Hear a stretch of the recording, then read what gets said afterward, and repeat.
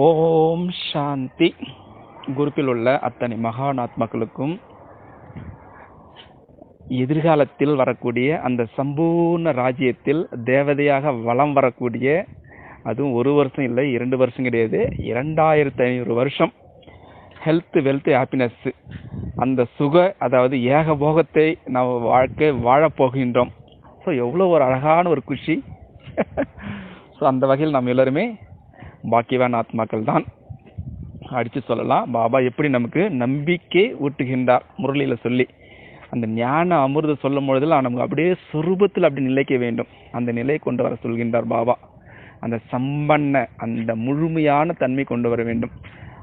அந்த அடி விரல் நம்ம போக வேண்டும். அந்த நம்முடைய பலவீனங்கள் நிறைய இருக்கும்.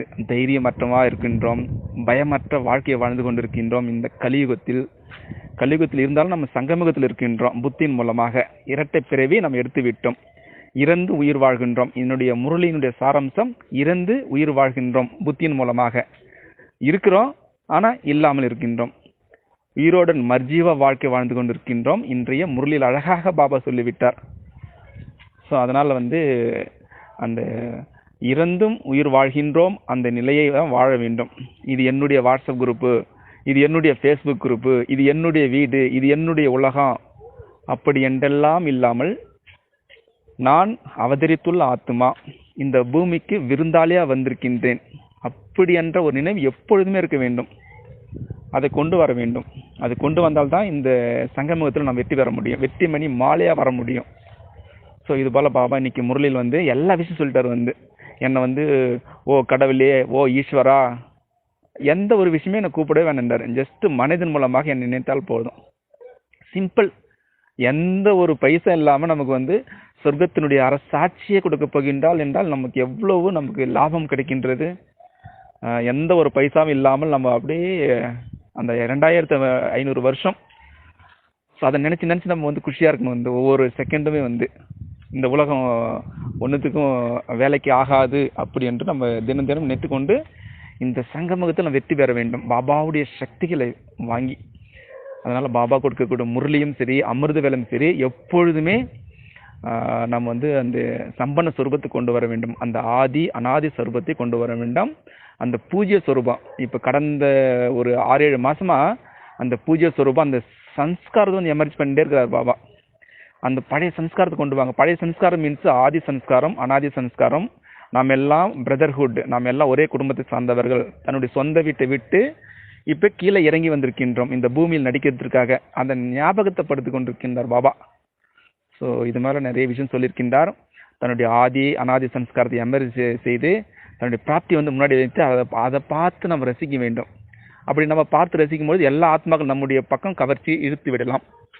ஸோ இது போல் இன்னைக்கு பாபா முரளியில் சொல்லிவிட்டார்.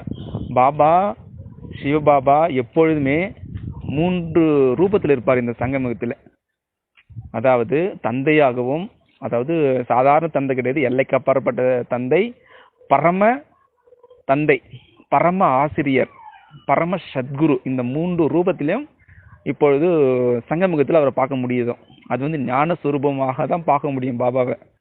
சும்மா இந்த சாதாரண கண்களாலோ, இல்லை நான் இத்தனை வருஷம் இருக்கின்றேன் பாபாவுடைய அறிமுகத்தில் அப்படி என்றெல்லாம் பாபா கிட்ட நெருங்கவே முடியாது. தன்னுடைய அந்த தூய்மையினுடைய சக்தி, தன்னுடைய ஞான சுரூபத்தினுடைய சக்தியின் மூலமாக தான் பாபாவை அந்த 3வது கண் மூலமாக பார்க்க முடியும். அது வரையில் பார்க்கவே முடியாது. இதுதான் உண்மை. ஸோ அந்த வகையில் அவர் பாபா 3 ரூபத்தில் இருக்காரு. நாம் 3 ரூபத்தில் என்ன? நம்ம 3 ரூபம் நம்முடைய பாபாவுடைய குழந்தைகளை 3 ரூபம் என்ன? அதாவது 3 ரூபம்னு சொன்னாலே நமக்கு என்ன ஞாபகம் வரும்? பவர்ஃபுல், நாலேஜ்ஃபுல், லவ்ஃபுல் அப்படி வரும். இன்னொன்று சொன்னால் எப்படி வரும்? பிரம்மா மூலியம் படைப்பு, பிரம்மா மூலியமாக பாலனை, பிரம்மா மூலியமாக அந்த சங்கர் விநாசமாகிறது. அது ஒரு 3 ரூபம் வருது இல்லையா? அந்த பரமாத்மாவுடைய திருமூர்த்தினுடைய சொரூபம். ஸோ நம்முடைய இப்படியே பாபா அந்த 3 சொரூபத்தில் இருப்பார். நம்மளுடைய பாபா குழந்தைகளுடைய 3 சொரூபம் என்ன? அதை நம்ம பார்க்கணும். திரிநேத்திரியா, திரிலோகநாதனா, இல்லை 3 காலத்தை அறிந்தவரா அப்படி என்று பார்க்கணும். நம்ம எந்த ரூபத்தில் இருக்கணும்? நம்முடைய ஒரிஜினல் ரூபம் பாபா கூட நீங்கள் சொல்லியிருக்கிறாரு. அனாதி, ஆதி சன்ஸ்காரம், மத்திய சன்ஸ்காரம். உங்களுடைய சன்ஸ்காரம் எது? நம்முடைய இப்போ முயற்சி என்னவே இருக்கின்றது இப்பொழுது? நம்முடைய உண்மையான ரூபம் வந்து இப்பொழுது மனிதனிலிருந்து பிராமணன் ஆகிவிட்டோம் புத்தி மூலமாக. இப்போ பிராமணிலிருந்து பரிஸ்தாவிலிருந்து என்னது? தேவதா. இந்த 3 சொரூபம் தான் நம்முடைய உண்மையான ரூபமாக இருக்கின்றது. எப்படி பாபா அந்த 3 ரூபத்தில் எப்பொழுது வெளிப்படுத்தி கொண்டு இருக்கின்றாரோ நாமும் கூட அந்த 3 ரூபத்தில் வெளிப்படுத்த வேண்டும். அதான் உண்மை. ஸோ நம்ம வந்து இந்த சங்கமுகத்தில் நம்ம எப்பொழுதுமே சரி, எப்பொழுதுமே ஒவ்வொரு நொடியிலுமே சரி, அமிர்த வேலை இருந்தாலும் சரி, முரளி படிக்கும் பொழுது இருந்தாலும் சரி, இல்லை ஏதாவது வகுப்பு கேட்டுக்கொண்டிருந்தாலும் சரி, எந்த ஒரு லௌகிக்க அலௌகிக்க எந்த ஒரு சேவை செய்தாலும் சரி, இந்த 3 ரூபத்தை அடிக்கடி நம்ம வந்து எமர்ஜி செய்து கொண்டிருக்க வேண்டும். அதை வெளிப்படுத்தி கொண்டே இருக்க வேண்டும். நான் பிராமணன், நான் ஃபரிஸ்தா, நான் தேவதா, அந்த நிலையை நாம் வந்து அனுபவம் செய்து கொண்டே குஷியாக புத்தி மூலமாக இருக்க வேண்டும். இப்போ இந்த 3 நிலையை நான் வந்து பாபா வந்து நிறைய ட்ரில் கொடுக்காரு. வந்து 5 சொருவம் பயிற்சி பண்ணுங்க, ஒவ்வொரு நொடியிலும் பண்ணுங்க. ஒரு நாளைக்கு வந்து 12 தடவை நிராகாரி பயிற்சி செய்யுங்க, 12 தடவை டபுள் லைட் பயிற்சி பண்ணுங்க. பயிற்சி செய்கின்றோம், ஆனாக்கா அதனுடைய சொரூப நிலையில் ஆக வேண்டும். அந்த முழுமைத்தன்மை, அந்த முழுமையாக வாழ வேண்டும். அந்த 3 ரூபத்தில் வாழ முடியுதா? பயிற்சி செய்வது மட்டும் கிடையாது, அதனுடைய முழு ரூபத்தில் நம்ம வாழணும். அது எப்படி வாழணும்? அதற்காக நிறைய பாபா பயிற்சி கொடுத்திருக்கின்றார். அதில் முக்கியமாக இருப்பது ஃபுட், உணவு. அது எப்படி அந்த உணவு மூலமாக நாம் எப்படி அந்த 3 ரூபத்தை வந்து அனுபவம் செய்யணும். வந்து நான் வந்து முரளி மட்டும் படிப்பேன், நான் அமிர்த வேலை செய்வேன், அந்த பயிற்சி மட்டும் செய்வேன், ஆனால் அந்த சொரூபத்தில் வாழணும். வந்து அப்போ தான் அந்த பரிசா நிலைனா என்ன, அந்த தேவதா நிலைனா என்ன, பிராமண நிலைனா என்ன. இப்போ இந்த 3க்கும் நம்ம வந்து இந்த சாப்பாட்டு மூலமாக கண்டிப்பாக கொண்டு வரலாம், வந்து முழுமையாக அடையலாம். வந்து இப்போ எடுத்துக்கலாம், பிராமின் நம்ம வந்து சங்கமத்தில் இருக்கின்றோம். அது முக்கியமாக பாபா என்ன சொல்லியிருக்கின்றார்? பிராமணனுடைய என்றாலே சொன்னாலே நமக்கு முதல் வருவது என்னதே? சாப்பாடு, சாத்விக உணவு. சாத்விக்னா எப்படி? அதாவது ஹை வைப்ரேஷனல் ஃபுட்டு சொல்லுவாங்க. வந்து அதிகமான நேர்மறையான என்ன அந்த உணவை நாம் சாப்பிட வேண்டும். அதற்கு முக்கியமாக என்ன இருக்கிறது என்றால் தூய்மையான உணவு. அது ரொம்ப ரொம்ப இம்பார்ட்டன்ட் இருக்கணும். அதேமாரி அவங்க பிகே சமைக்கிறாங்க, அவங்க கையில் சமைக்கிறாங்க, நான் அவங்க கையில் சாப்பிட மாட்டேன், அப்படிலாம் இருக்கக்கூடாது. வந்து யார், அதாவது பிராமண பரிவாரத்தில், நம்ம பிகே பரிவாரத்தில் யார் செஞ்சாலுமே அது ஹை வைப்ரேஷனல், அதாவது அதிகமான நேர்மறை எண்ணங்கள் பாபாவுடைய நினைவில் செஞ்சால் தான் அது வந்து தூய்மையாக இருக்கும் அந்த ஃபுட்டு. அதுக்கு பேர் தான் சாத்விக உணவு. அது பாபா சொல்லியிருக்கிறார் ஏற்கனவே, வெங்காயம் பூண்டுலாம் கிடையாதுன்னு. அதை தவிர்த்து மீது எல்லாமே நம்முடைய மனம், சொல், செயல் எல்லாமே சுத்தமாக தூய்மையாக இருக்கணும். வந்து அதுக்கு பேர் தான் சாத்விக உணவு. அதுக்காக என்னென்ன நம்ம புருஷார்த்தம் பண்ணணும், அதுக்கு இந்த பிராமண பரிவாரத்தில் அந்த பிராமின் அதனோட சொரூப நிலை நம்ம வாழ வேண்டும். அதற்காக சாத்விக உணவு சாப்பிடணும். வந்து அதுக்கு முக்கியமாக இருப்பது தூய்மையான உணவு. 2வது ஃப்ரூட்ஸ், பழங்கள், காய்கறிகள், இது எல்லாமே தூய்மையாக இருக்கும். வந்து ஏன்னா இந்த பழங்கள் எல்லாமே சூரிய ஒளியில் வந்து அது சமைக்கப்பட்ட உணவு, ஹை நேர்மறையாக இருக்கும், வந்து நேச்சுரலாக இருக்கும். வந்து அதை சாப்பிட்டா நமக்கு இன்னும் அந்த பிராமணுடைய அந்த தூய்மையினுடைய அளவுகள் வந்து இன்னும் அதிகரிக்கலாம். அந்த மேக்சிமம் வந்து ஸ்ப்ரவுட்ஸ்னு சொல்லுவாங்க. வந்து இந்த விதைகள்லாம் சாப்பிடக்கூடாது. தேவதைகள்லாம் பாருங்கள், சத்தியகுத்தில் விதைகள்லாம் மேக்சிமம் இருக்காது. அதை பிறகு சொல்கிறோம் அந்த தேவதை சுரூபத்தில். இப்போ பிராமணனுடைய அந்த தூய்மையான இருக்க வேண்டும் என்றால் பழங்கள் நிறைய எடுத்துக்கொள்ள வேண்டும். அதுக்கு வந்து அந்த உபாவசம், அந்த தூய்மையான புத்தி இருக்க வேண்டும் முதலில். டயட் இப்போ பாருங்கள், லௌகிகத்தில் கூட எடுத்துக்கொள்ளுங்கள்.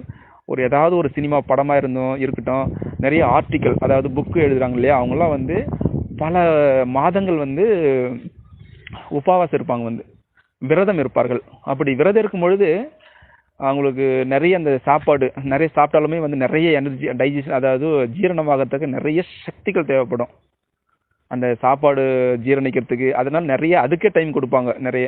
அதனால் நிறைய அந்த பெரிய பெரிய டைரக்டர்கள், கவிதை எழுதுறவர்கள், பாடல் எழுதுறவர்கள்லாம் பாருங்கள், நீங்கள் எல்லோருமே நிறைய டைம் ஒதுக்கி நிறைய அந்த விரதம் இருந்து அது எழுதும்பொழுது வந்து நிறைய அவங்களுடைய மைண்டு நிறைய ஒர்க் ஆகும். வந்து புது புது கிரியேட்டிவிட்டியாக புது புது தன்மைகள் உருவாகும்.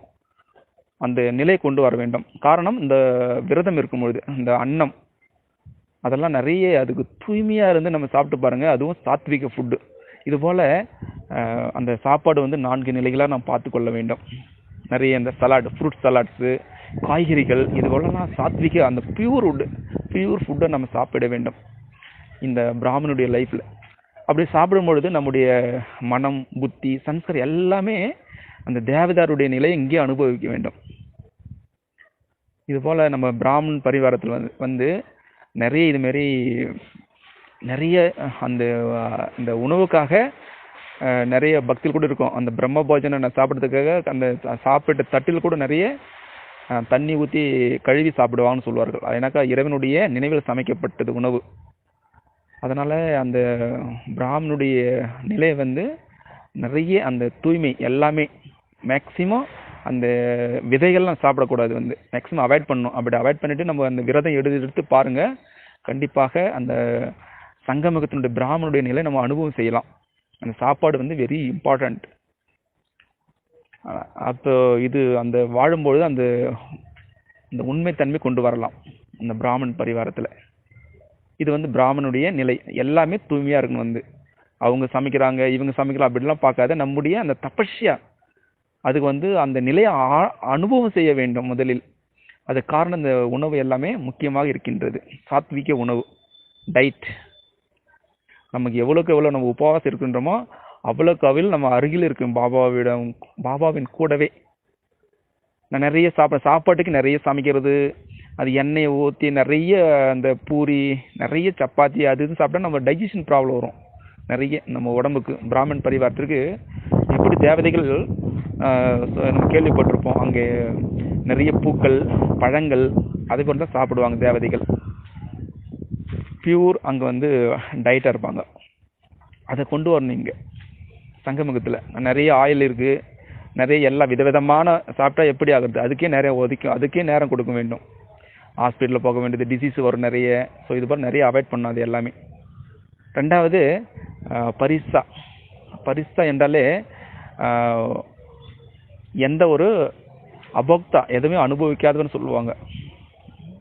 கடவுளுக்கு அடுத்தபடி நிலை யாருன்னா பரிசா. அவங்க பரிசா என்பவர் எந்த ஒரு அந்த ஒரு டிராப் தண்ணி கூட எடுக்க முடியாது பரிசாவனை. ஏன்னா ஒளி உடல் இல்லையா பரிசாக்கள். அவர்களால் அந்த நிலை வந்து அனுபவம் செய்யணும் முதலில். பரிசா என்றால் என்ன? அந்த பரிசா நிலை என்றால் அந்த உபாவசம், ஒரு டிராப்ஸ் கூட தண்ணி எடுக்கக்கூடாது, வந்து அந்த நிலையை கொண்டு வரணும். அதுக்கு முக்கியமான பல நம்ம அனுபவம் கேட்டிருப்போம். நிறைய பேர் குளிக்க கூட மாட்டாங்க வந்து பாத், ஏன்னா தண்ணி கூட படக்கூடாதுன்னுவாங்க பரிசா உடம்பில். அந்த நிலையை அந்த உபாவாசம் இருப்பாங்க. அப்படி உபவாசம் இருக்கும்பொழுது தான் கடவுளை அடைய முடியும்.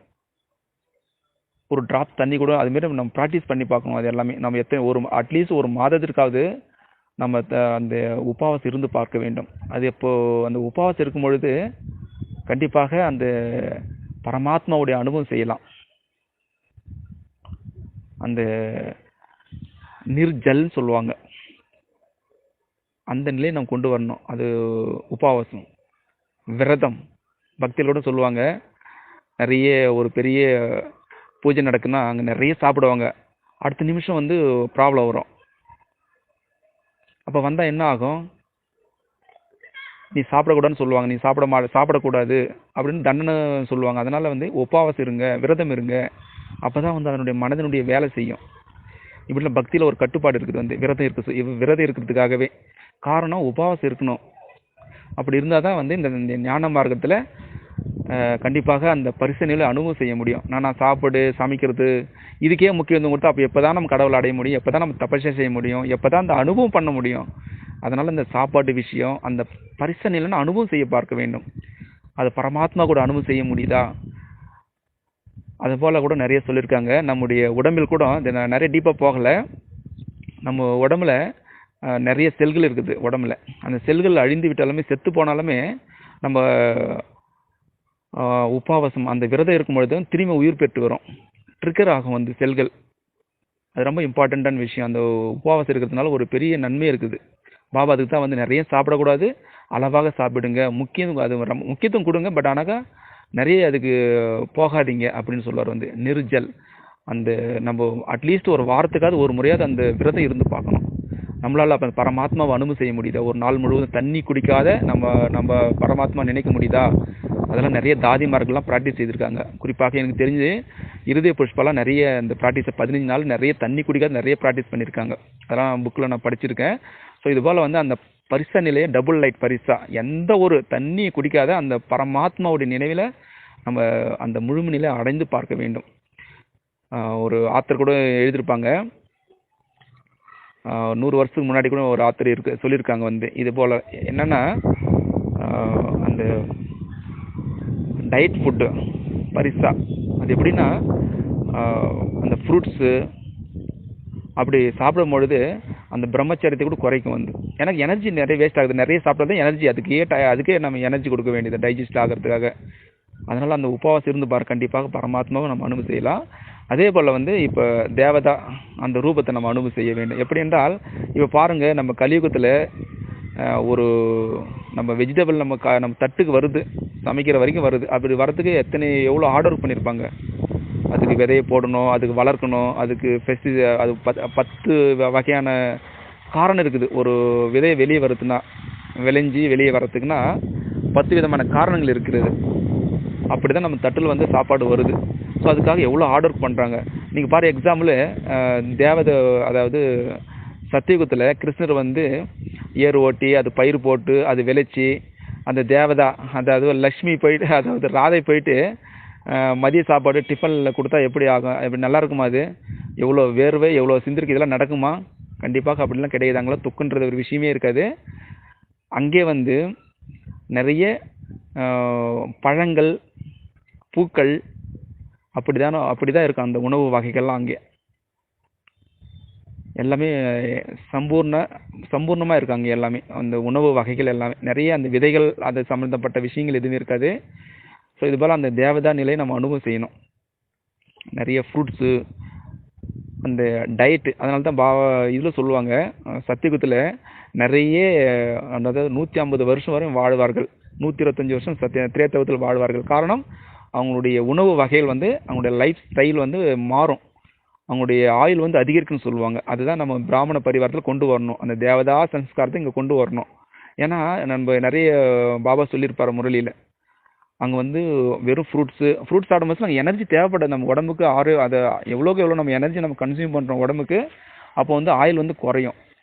ஸோ அதனால தான் பாபா வந்து அந்த சத்தியகுரு சன்ஸ்கார் எமரி செய்ய சொல்லுவார். நிறைய ஃப்ரூட்ஸு, அது நிறைய சாப்பிட எனர்ஜி வந்து லைட்டாக தான் ஆகும் வந்து. ஸோ இது போல் வந்து அந்த தேவதா நிலை எப்படி இருந்திருப்பாங்க, அவங்க என்னென்ன சாப்பிடுவாங்க. கண்டிப்பாக அங்கே விதையெல்லாம் இருக்காது. ஏன்னா விதையை சாப்பிட்டாலும் அதுக்கு நிறைய எனர்ஜி தேவைப்படும், சக்தி தேவைப்படும் ஜீரணம் ஆகிறதுக்காக. ஆனால் பழங்கள் வந்து எவ்வளோ எடுத்துக்கொள்ளுமோ அது நல்லது தான், எனக்கு எனர்ஜி வேஸ்ட் ஆகுது. அப்போ வந்து நிறைய திங்கிங் வரும். அங்கே வந்து சத்தியுகத்தில் அந்த பியூர் டயட் இருக்கும் அங்கே. ஸோ இது போல் வந்து அந்த 3 ரூபத்தை நம்ம அனுபவம் செய்ய வேண்டும்.